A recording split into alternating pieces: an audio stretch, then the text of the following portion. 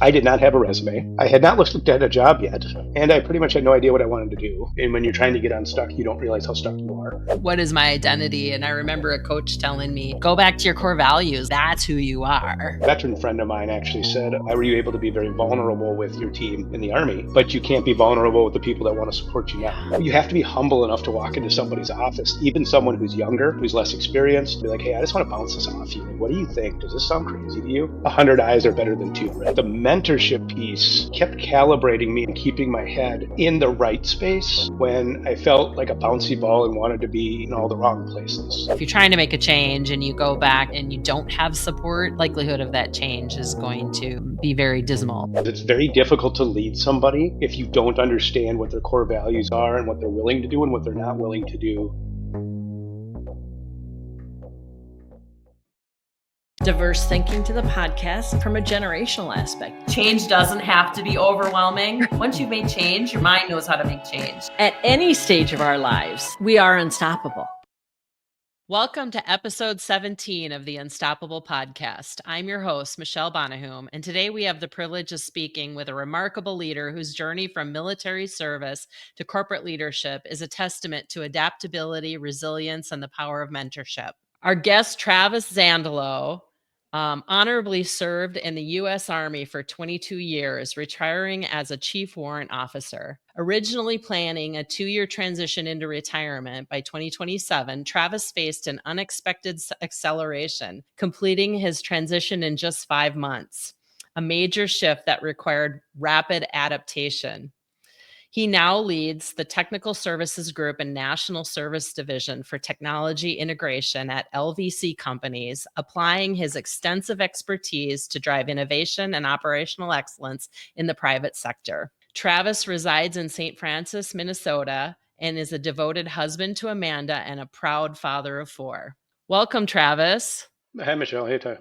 Thank you for being a part of our podcast today. I think it's just great that you have made the transition into the corporate world. And we have so many people that are listening that have made transitions, but we haven't talked about the transition from government service and the military into the corporate world. And so I'm really excited to hear your story and hopefully give hope to leaders out there that are making those critical transitions. Why don't we start with you telling us your story? So like you said, I did 22 years in the Army. I was both a infantryman and then I worked in logistics. And I thought I was going to be there for 30 years. I liked the Army. It was good, good for the family overall. I had promised my wife, Amanda, that when we hit 20 years, that she could call the shot on when we retire. But we wanted to finish that 20 years. Fast forward, our organization was getting ready to deploy. My daughters asked me a very simple question. I think you and I talked about was, so where are you going again? And I said, I'm going to, we're deploying, but you have over 20. Why do you have to? You told mom that you didn't have to. And I said, okay, yeah, well, when you're trying to navigate with the kids, they're 10 and 12. They're smart enough to know what's going on, but maybe not all the little complications and intricacies. But when they started asking those questions, it triggered my wife. In a very quiet conversation, she reminded me of my promise and then basically told me I was going to be done and I wasn't going on this deployment. So at that point, I had been planning my transition into 2027 and had sought EMS to start planning that transition with mentorship because everybody said how hard the transition was going to be. It takes a year or two. You really have to be prepared, and all that sort of stuff. Well, then when my family, kind of weighed in on the issue, which I'm glad they did, that 2-year period went to about 5 months. I did not have a resume. I did not done any networking the way we know it to be. It was always within this Army family. I had not looked at a job yet, and I pretty much had no idea what I wanted to do. Luckily, at that point, I had been through EMS. I had been assigned Ted as a mentor, and he had asked me, so what do you like to do? And I'm like, well, I like to solve problems. Oh, okay, that's good. And he's like, what's your number one problem? And I said, well, I don't know how to get started. Yeah, wow. getting an advocate and getting mentorship to help you see outside of your very narrow lens. Because we get hyper focused on that stress of transition, and having someone that can like open your aperture to see what else is around you, I think is super critical. Talk to me about some of the shifts in the way you had to think going into that transition. Because you start thinking about the bills you got to pay. What are the kids going to do? What about that vacation we were going to go on? Should I have done the master's program when I should have done it 2 years ago so I'd be ready, or is it okay that I have it now? What do I want to be when I grow up? Mhm. Right, like all of these things. And it became super overwhelming. It was this roller coaster of like confidence and then complete lack of confidence, completely ready to completely overwhelmed, and being crippled in the capacity to even get started. Yeah, I mean, when we don't have a vision for what we're going towards, it's sometimes hard to let go of what we're coming from. And so what we're through that period, how did you and your wife capture a vision for what work and Yeah, family life look like going forward? what we do as our craft professionally often is what gives us purpose and identity, I believe. So all of a sudden I had tossed that aside. So no purpose, no identity, bad timeline. And my wife was very concerned about what March was going to look like. When you have all these things come at you, the identity, the what are we going to do? What about this vacation? You got all these things coming at you at once. What are the things that you had to do mentally every single day to make sure that you're not only doing the right things, like you said, not going off in the wrong direction like a bouncy ball, but also making sure that you're doing it well. You know what I mean? I mean, I didn't know what right was. So an example. So I was a licensed electrician before I would join the army. I've always maintained my license, done the continuing ed. That would have been a very easy transition for me. I could have gone back to work. I could have jumped back on a ladder. But to me, that was life adventure number one. It would have provided well for the family, but it would not have been fulfilling with where I wanted to be in life adventure number three, if that makes sense. So Yeah, yeah. functional perhaps, but not right. I mean, and so being a planner, I mean, I'm going to be honest with you. Like, my desk was full of all these things, and I had like pro and con lists, and I basically took out all my project management tools, and I just started laying out, the racy charts and the rubrics, and I'm starting to like, I mean, I got almost too far into it, where I may have like tripped over my own shoelaces again, just simply because I was spending too much time planning and not enough time executing. What I love that you're saying about that is that you were open to transitioning into something new, but you really grabbed on to some of the core things that worked in the past, which is one of the real big keys to successful transition is not staying stuck in the past, but being able to say, what do I know? So you, like you said, I didn't necessarily want to go back into being an electrician, but what were those transferable skills? I'm no longer going to be in the military, but what are those transferable skills? Because by grabbing those things that made you successful in the past, it sounds like it really helped you move forward into the future, into something that is unknown and comes with some risk. Right, and that's a good point. But I'm thinking about listening to you kind of like recap that. It made me think like probably one of the most important things that I had to do was to take candid feedback. So I'm a big fan of using a rhythm business method, and so I believe in like in probably three core principles, and it's to fail fast and fail often. If something's not going to work, let's just get it out of the way, and then to actually listen to people. And like for example, there's people I work with here that have been in the business 30 years, and so you have to be able to both innovate with new ideas and then understand and use that foundational piece of the business to launch forward in a way that helps you continue to scale. You have to be humble enough to walk into somebody's office, even someone who's younger, someone who's less experienced, um, someone that may have never done this before, and be like, "Hey, I just want to bounce this off you. Like, what do you think? Does this sound crazy to you? 100 eyes are better than two, right? 2 ears are Yeah. better than one mouth, right?" So on that note, you've talked a lot about your support network, which is so important when transitioning. I know that research shows that if you're trying to make a change and you go back and you don't have support, that likelihood of that change is going to be very dismal. So A veteran friend of mine actually said, "You had a team in the Army. Why don't you have a team now? Why were you able to be very vulnerable with your team in the Army, but you can't be vulnerable with the people that want to support you now?" And I think it doesn't feel, it maybe feels not natural because you don't want to be seen as weak, especially for soldiers with our culture.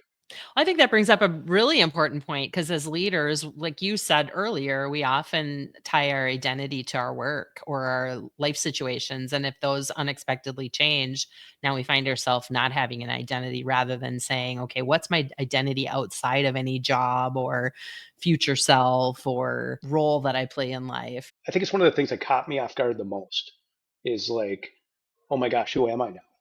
I remember when my late husband passed unexpectedly, I was like, whoa, I thought I was going to be a spouse forever. And now all of a sudden I'm raising these four teenagers. And what is my identity? And I remember a coach telling me, go back to your core values. Like that's who you are. Like outside of any situation, my core values are faith, wonder, advocacy, impact, and authenticity. So it's like, okay, Michelle, if you can show up in any situation with those core values, like that's who you are. And so that really helped me get unstuck because it's like, whoa, I don't know Oh, how to move forward without being a spouse.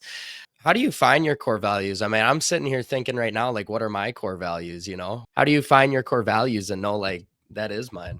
Well, I know the process I use. We all have like ethical, moral values, but those aren't our core personal values. And so to really understand, what are my core personal values that can live in any situation in life, because those become the filters that I drive my decisions through. So for me, when I was coming up with my core personal values, I really tested them to say, the Michelle today, would I still have those same values tomorrow? Unstoppable actually has a whole chapter on discovering your whole core personal values. So Tyler, you can pull it out and listen to it. And no, and I think that's a good point. But the other side of it, Tyler, is what are the things that you're unwavering on, and do you yeah, understand that's why good. you're unwavering on them? In the military, we were often told that we have to go do things that kind of define or defy the logic of well-being. I have to be brave today, even though I don't want to be. But if that's not a core value of yours, if you're not willing to try to do that, you can't fake that. You bring up a good point though. If you don't have your own core personal values, like take some values that you align to. Like in your case, you said I align to those military core values, and then make them your own. Like I Hmm. know I used to have a consultant on my team that we had the same core value, but it meant something different. Right. And actually they were very opposing values. And so that's where we would rub up against each other because it was the same value, but it meant something different to us. And so to really take the time to define what it is for you, like it sounds like you did with the value of integrity and some of the other values that you got from the military that you can then bring into the business world. And I think you need to understand people's core values, or at least try to figure out what space they're in on that Venn diagram, because it's Yeah. very difficult to lead somebody if Yeah. you don't understand what their core values are and what they're willing to do and what they're not willing to do. And then again, why they're willing to do the things. Because even Yeah. business, it doesn't matter what you're in, there are going to be exceptionally stressful days that are going to try your team. And if you're going to lead them through that, you have to have some visibility of what drives that person, Yep. and it's our values that do. Yeah, that's good. So you're on this side of the transition now and you're in the corporate world. So talk to me about, what that has been like and how you've translated the success you had from the military into your corporate life. Like every day's a new. So I've gotten into about a year, and I've always had a rule that when I take on a new position, regardless of the organization, it takes about a year to really settle and get comfortable and figure out where you fit and what the organization wants you to do, and then for you to be able to put your own brand on that role that you're fulfilling, because you can't be like someone that did it before, because that was their brand. You may find similar success, but you have to kind of do it your way a little bit, like within that guardrail of the business values that you have for the organization as well. And I've really enjoyed being aware of the similarities Because when you're in the military, you think, oh my gosh, I could never be in the corporate world because I don't know about business and I don't know about these things and I don't know about technology and integration. But then all of a sudden, you also find out that it's super similar in the fact that you have processes, you have teams, you have objectives, you have measurements of success. Yeah, what I'm loving about what you're saying is you took what you did really well and what you knew and you applied it to your situation today. And a lot of times that's what keeps people stuck is it seems like there's not a translation. So to be able to translate what you were doing, and it sounds like your coach or your mentor helped you to do that and apply it into Yes, today's situation and opportunities is really what helped you stay unstuck. And I'm also hearing you mention your core values, right? So you have been applying your core values into today so that that becomes your scorecard for winning, right? right. It might look different than before, but you're able to just be you in your new environment and usually it translates. It's always good to have mentorship because I Yeah, sometimes think in transition, and when you're trying to get unstuck, you don't realize how stuck you are, right. and you feel less stuck than you actually are. That's good. That's really good. Can I coin that phrase? Perfect. I'll give you credit for it. Well, Perfect. so let's transition then and talk to us about EMS because what a great I've been involved with EMS for just like about a month now, and what an amazing organization. Tell our audience about who EMS is and how people can get involved because it's not only for transitioning soldiers, but we have a need to get mentors, executive leader mentors, to come alongside of the soldiers. What it kind of looks like is you have service members and their families and their spouses have an opportunity to come to a Connexus event. And this event is kind of it's usually hosted by one of the mentors at their organization or in some space like that. You come there about 4:30. You kind of go through a quick, hey, here's what's about to happen, and then you spend the next several hours till probably 6:30 round robining with these executives and these business leaders and these experts in their field, and you get to tell your story. They may ask you some questions. They're trying to get to know you. You're trying to get to know you. You're trying to get to know them. And at the end of that, this process, everybody kind of comes together and they talk about which of the mentors of the executives could, through their capacity, provide the best mentorship to a particular service member or their spouse. And so then from I Mhm. think it's 6 weeks, it's like 3 months ish, and it's defined by the mentor and the mentee. You have this like formal, not formal process of mentorship. You kind of set up your first time, and then you move into this space and begin to evolve in that space together. And so between extending network, giving perspective, helping realize vision that maybe you didn't know you Yeah. had, because executives are very good at that. They're very good at identifying great ideas. They're very good at understanding risk. They're very good at understanding vision and what it's going to take to drive it. And so Yeah. they can share that perspective with service members. And service members and their families are very driven people anyway, generally. Yeah. So they just, when you marry those two up, it becomes often a very successful combination. One of the ways that I compare it, there are a lot of great organizations that are doing like tons of awesome resourcing for service members and their families. But what they're often providing are tools. If I hand you a wrench, that does not necessarily mean that you can Ah, fix a car, right? Now, what I like about EMS is they are the ones that will say, okay, so take that wrench yeah. and you can do these three things with it. Let's decide which one of those three things you're going to do Right. together. And they Nice. help you understand how to use that wrench very effectively. Yeah. So amazing. I just started working with my first soldier and it is just it's probably blessing me more than it's blessing he and his wife. I actually meet with he and his wife because she is such a big part of his support network, and to be able to come alongside of them and bring out the gold in them is just so important.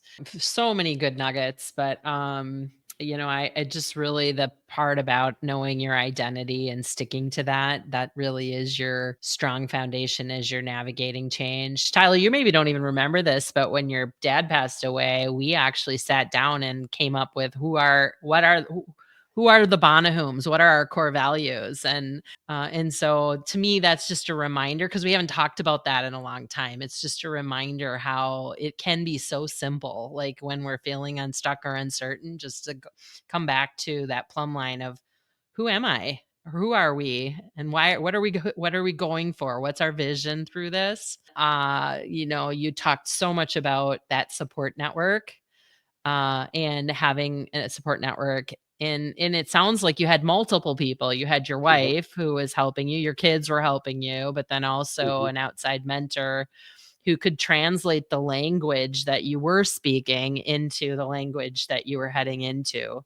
And then you just talked about the humility and being a learner. And so I think sounds like that was really key to your success, was remaining open, um, to new possibilities through your transition. So thank you so much for sharing your story, and especially introducing us to um, the fact that there are soldiers out there that are going through transition every day, that um, can use help and guidance through that process. No, absolutely. And I appreciate you having me on. I mean, this has been a phenomenal opportunity, and I've learned a lot today too from both you and Tyler. So I have some things I have to take home and talk to my kids about now too, right? I think I'm gonna adjust my whiteboard now. So I think that's awesome. Thanks for listening to Unstoppable. If you found this episode valuable, please like, subscribe, and share. At Vision One, we help business owners and leaders navigate critical transitions. Whether you're growing, buying, or selling, or transitioning to the next generation, if you're feeling stuck or need extra support, visit us at visiononeperformance.com to learn how we can help. And don't forget to check out our book, Unstoppable: 7 Simple Steps to Get Unstuck, Make the Big Change, and Unlock Your Potential. It's free on Audible, so you can find the link on our website. Remember, the only limits are the ones you set. Stay unstoppable, and we'll see you next time.